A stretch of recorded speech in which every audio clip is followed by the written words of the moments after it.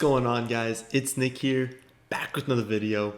In this one, I'll be going over my 5 riskiest early round wide receivers according to my model. The model looks at everything from draft capital, breakout age, all the way to competition for targets and injury history.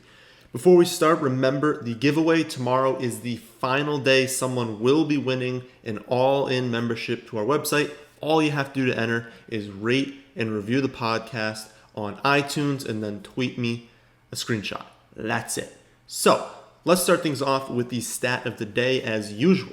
Yesterday's stat was which tight end had the most third down targets in 2019. The answer was Mark Andrews. I don't know who the winner is because I have to record this one day early, but I'm 100% sure someone's going to get that right. Today's stat: which quarterback faced the most blitzes in 2019?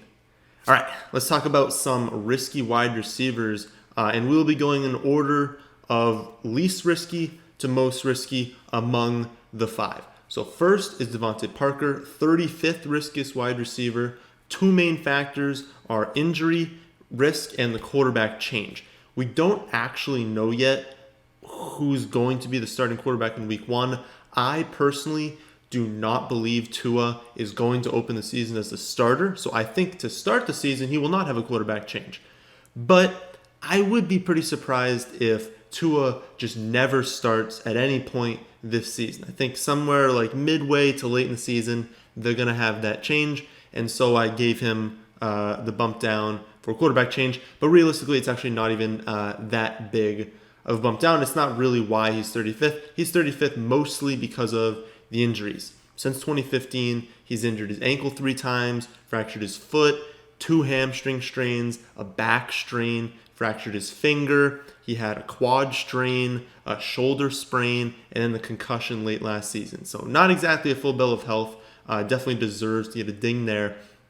The main thing you need to ask yourself with Parker is, can he repeat last season? Because remember, this is not the first time he's done well, and we as a community have been hyping him up for years. In his rookie season, he was a mid to low end wide receiver 2 in the final 2 months of the season. In 2017, he had 8 or more targets in 8 out of 13 weeks.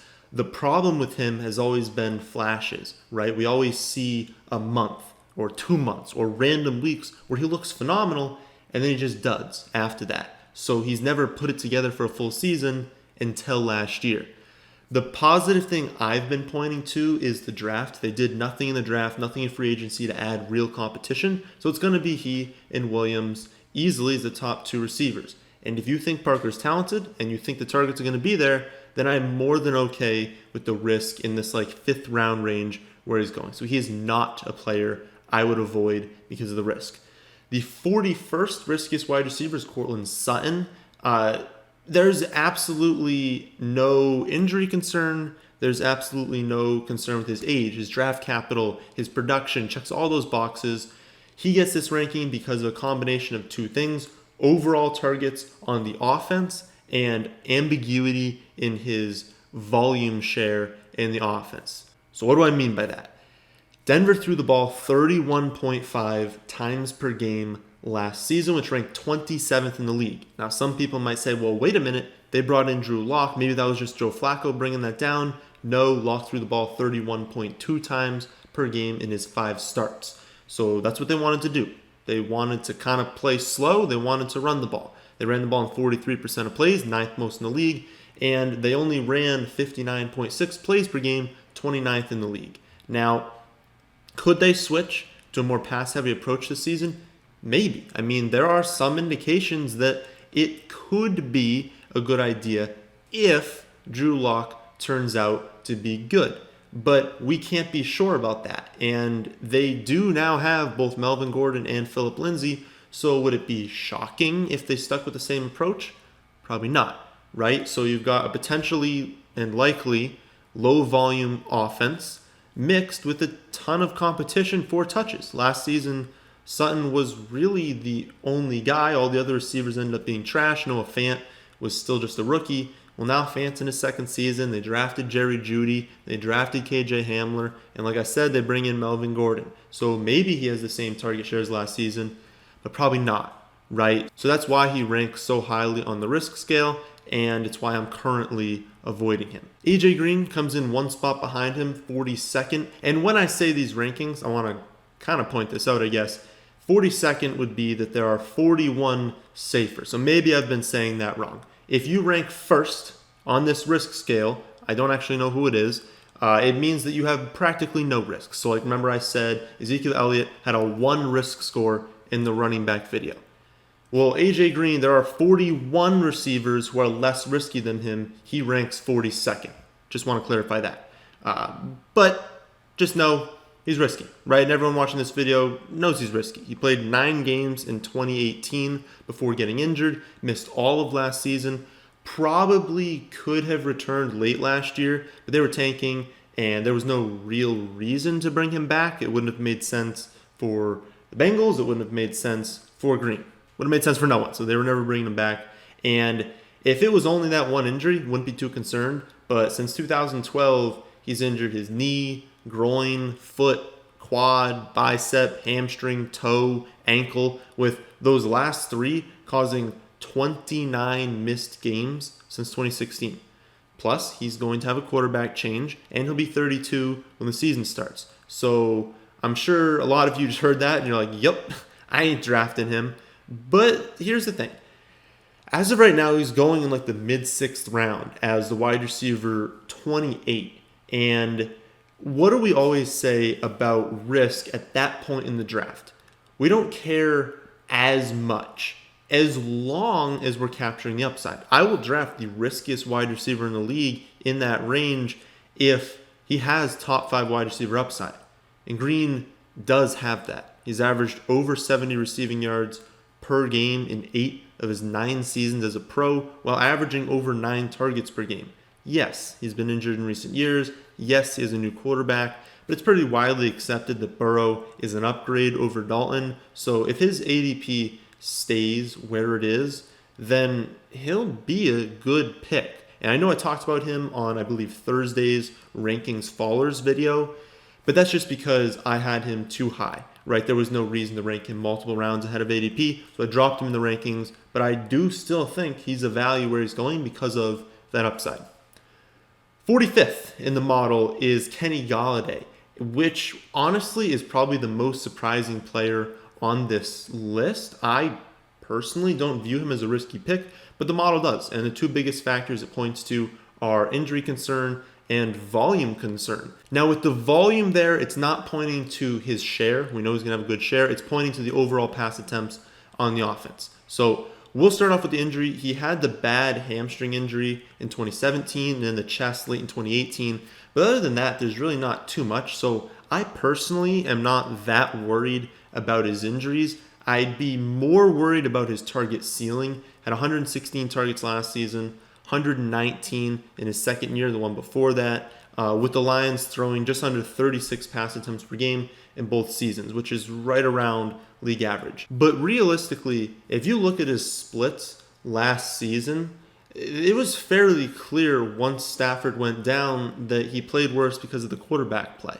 You know, he played the same number of games with and without Stafford, but had 29.5 more fantasy points with him and was on pace for nearly 1,300 yards and 14 touchdowns with Stafford, a pace that would have had him on track to easily finish as the wide receiver 2. And those splits are with Marvin Jones healthy. So I personally do just not agree at all with the model here. I do not view Golladay as a risky pick. I haven't really been targeting him just because I prefer running back in that mid to late second round, kind of where he's going. So you would have to forego the running back position. You pretty much need to guarantee you took a running back in the first round. You need to guarantee you take a running back probably in the 3rd and the 4th round. But I still have him as a wide receiver 8, and I feel good about that ranking. Just know that I'm not going out of my way to draft him, even though I don't believe he's that risky, just because I prefer running back. Stefon Diggs, last player we'll talk about, 67th in the model. And let's be honest, no one should be surprised by this one. If you're considering all the different factors we've talked about, then you realize that Diggs hits all of them. He's got a new quarterback, obviously, since he's in Buffalo now. He's on a low volume passing offense. We don't know exactly what his target share is going to be. We have to assume it's going to be number one on the team, but we don't know exactly what it's going to be. He does have a long injury history, 2 hamstring strains, 2 groin strains, a knee strain, a hip hip contusion. He's never played a full season in his career, which can be very frustrating at times. And one thing I do want to point out is that his ADP kind of reflects a lot of this risk. Since 2016, in points per game, he's been the wide receiver 17, 13, 11, and 25. And right now he's going as the wide receiver 22. So you are kind of paying a discount for these factors. Being on a lower volume offense, being a wide receiver changing teams, having this injury history.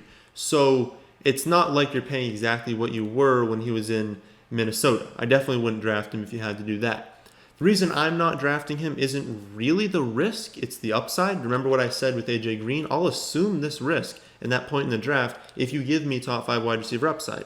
I just don't think Diggs has that in this offense. He is an elite wide receiver, but realistically, I'm looking at the tier of Woods, Metcalf, McLaurin, Chark, Keenan Allen. I kind of prefer all of them, and if I'm going to target that range ahead of Diggs, it means that he's not going to be on any of my teams, right? Because if I'm taking those players, I think Diggs is like right in the middle there, or maybe a little bit before some of those guys, and it's just very unlikely that all of those are taken. I'm taking all those guys, and then I go to Diggs, and he's still on the board. So because of where I view those players, it means I'm probably not going to have Diggs. It's not that I hate him as a player. It's not that I don't think he's talented. It's just I don't see the upside, and I think the ranking is a tad too high in ADP. So those are the 5 riskiest wide receivers in the early rounds according to my model, and that's how I feel about them. If you want to see the exact risk grade on every single running back and wide receiver, you can view that at our website, thefantasyfootballadvice.com. That's the end of this one. Hope you all did enjoy. If you did, how about hitting that like button? And how about subscribing to the channel if you're new? Thanks for watching.